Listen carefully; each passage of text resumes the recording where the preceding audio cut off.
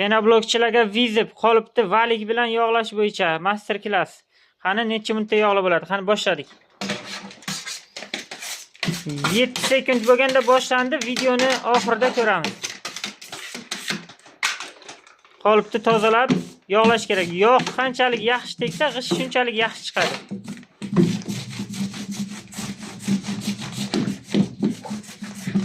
Video tezlashtirilmagan, ovozdan bilsangiz ham bo'ladi.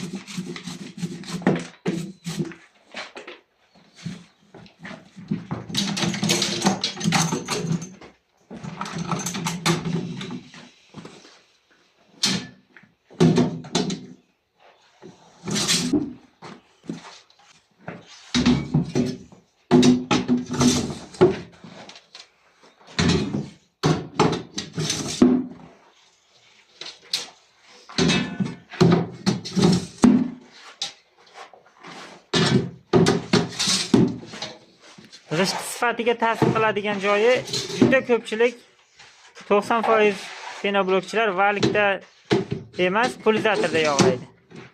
Valikda yog'langan g'ishi boshqacha chiqadi baribir. 7 sekundda boshlanadi.